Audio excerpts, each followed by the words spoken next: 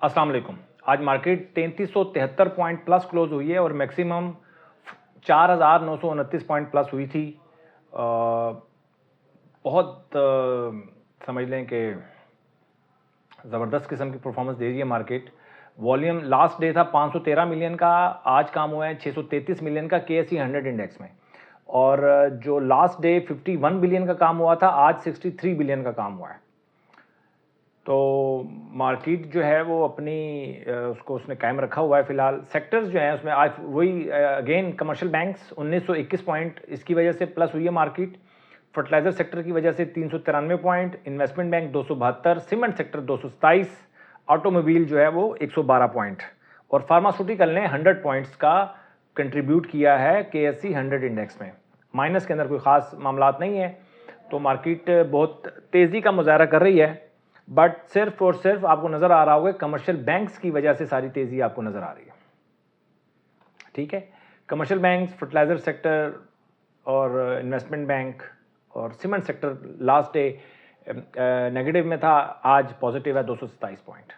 Companies की बात करें तो UBL पहले नंबर पे, फिर HBL, एंग्रो एच है उसके बाद, फिर MCB, ई फर्टिलाइज़र और फौजी फर्टिलाइज़र और मिज़ान बैंक, इन्होंने पॉजिटिव कंट्रीब्यूट किया है। नेगेटिव में PPL है, सिस्टम है, अटक रिफाइनरी, मरी ब्रूरी, TRG, ये कंपनीज हैं जिन्होंने थोड़ा थोड़ा नेगेटिव में कंट्रीब्यूट किया है, अदरवाइज सारी मार्केट आज प्लस में थी। ये होगी जी हमारी समरी। अच्छा जी, इसके बाद डिस्क्लेमर मैं देना चाहता हूँ कि आज मैं जितने भी स्टॉक्स का डिस्कस करूँगा ना, वो सारे के सारे जो हैं हम इसको शॉर्ट टर्म या मीडियम टर्म जो लोग इन्वेस्टमेंट करते हैं या जो ट्रेडिंग करते हैं, ये उनके लिए मैं वीडियो बना रहा हूँ, लॉन्ग टर्म वालों के लिए नहीं बना रहा। अच्छा जी, अब इसके बाद हम सीधा चलते हैं जी रिपोर्ट की तरफ। रिपोर्ट क्या कह रही है? रिपोर्ट ये कह रही है जी कि आज सबसे पहले मैं अलर्ट कैंडल बता देता हूँ आपको, वो नोट कर लें। लास्ट डे की जो अलर्ट कैंडल्स हैं वो भी मैं डिस्कस कर लेता हूँ। फिलहाल आज की जो अलर्ट कैंडल्स हैं, टेलीकार्ड है, ILP, पाक ऑयल फील्ड, वाफे, GL, गाल, GHNI और NATF, इन स्टॉक्स की अलर्ट कैंडल आज बनी है। मैं फिर बता रहा हूं कि मार्केट जो इतनी ज़्यादा आपको पॉजिटिव नज़र आ रही है सिर्फ कमर्शियल बैंक्स और फर्टिलाइज़र सेक्टर की वजह से नज़र आ रही है, बाकी सारे सेक्टर्स में अभी काम होना है। ठीक है, अगर मार्केट ने बढ़ना है तो बाकी सेक्टर्स को भी इनको हिलाना पड़ेगा, इसलिए आप जो डिफरेंट स्टॉक्स में जो अलर्ट कैंडल्स बन रही है इनको भी आपने मार्क्स देने हैं, ये ना हो कि आप इनको ओवरलुक कर दें। कैटेगरी A और A+ में जो स्टॉक्स हैं वो हैं तकरीबन 102 स्टॉक्स जिनका मैं एनालिसिस करता हूं, उसमें से 51 स्टॉक्स A और A+ में हैं और इसी तरह D में देखा जाए तो सिर्फ 11 स्टॉक्स रह गए। तो ये हो गया जी हमारा। अच्छा, इसके बाद जो आज A में स्टॉक्स जो हैं नए, MFFL, NATF, PTC, देखिए ये रिपोर्ट्स जितनी भी है ना, इनसे आप बहुत से स्टॉक्स निकाल सकते हैं। वैसे तो स्टॉक पिकिंग का कोई इशू नहीं है, बट इनसे बहुत ज़्यादा स्टॉक। A में कौन सा नया आया है? MFFL, NATF, PTC, WTL, वाफे, APL, फौजी सीमेंट, गाल, सुइनार्थ। और A+ में जो डायरेक्ट आए हैं, यानी कि A से A+ में नहीं आए, वो B में थे या C में थे, डायरेक्ट आए हैं A+ में, GHNI, टैली। और A से A+ में जो गए हैं उसमें Askari bank, ILP, HBL, PIBTL, पाक ऑयल फील्ड और स्टैंडर्ड चार्टर्ड बैंक।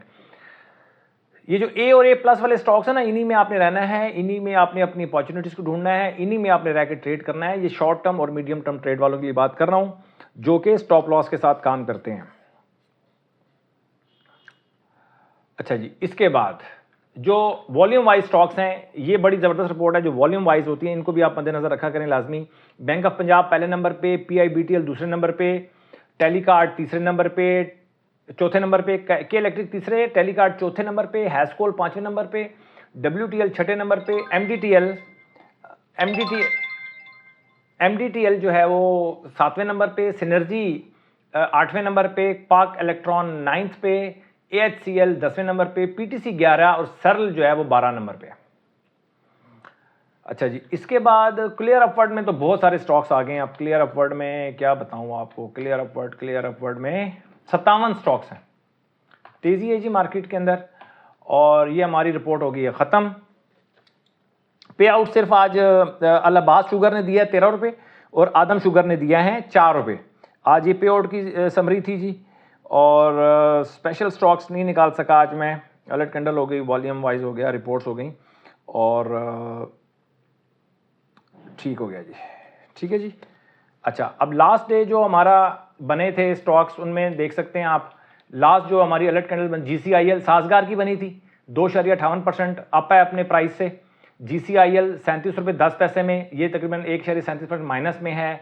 मारी की अलर्ट कैंडल बनी थी बट बाइंग ट्रिगर नहीं हुई थी। स्टैंडर्ड चार्टर्ड बैंक 0.2% प्लस में है। हब पावर तकरीबन जहां पर 27.75 में इसकी अलर्ट कैंडल बनी थी, 27.96 है। वेव्स 14.25 की थी, ये 14.17 चल रहा है। और ISL 114 रुपये में इसकी अलर्ट कैंडल बनी थी, बंद हुआ 113 रुपये 92 पैसे, 8 पैसे नीचे। और AGL 72.50 में बनी थी, 72.14 चल रहा है। तो कुछ कुछ स्टॉक्स अपने हाई लगा के 2-4% हाई लगा के नीचे आ जाते हैं। तो ये है कि अलर्ट कैंडल्स की स्टोरी। और इसके बाद आज जो अलर्ट कैंडल बनी है उनका मैं कल बताऊंगा आपको। इसके अलावा सिर्फ जो कमर्शियल बैंक्स हैं जी वो चल रहे हैं। और अगर कमर्शियल बैंक्स में आपकी पोजीशन नहीं है तो इसका मतलब है कि कमर्शियल बैंक्स आपकी वॉच लिस्ट में नहीं थे। और अगर वॉच लिस्ट में थे और अभी नहीं है आपके पोर्टफोलियो में, तो फिर इसका मतलब है कि आप फिर क्या मतलब है, फिर ये मतलब है कि आप TKT को नहीं कर रहे फॉलो। और अगर TKT को भी फॉलो कर रहे हैं तो इसका मतलब ये है कि आप ट्रेलिंग स्टॉप लॉस नहीं दे रहे। ट्रेलिंग स्टॉप लॉस ज़रूरी है भाई। ट्रेलिंग स्टॉप लॉस के बाद के बगैर बड़े प्रॉफिट लेना, बड़े प्रॉफिट कैसे लेंगे आप? देखें, इसी तरह ही कोई ना कोई सेक्टर बढ़ता है।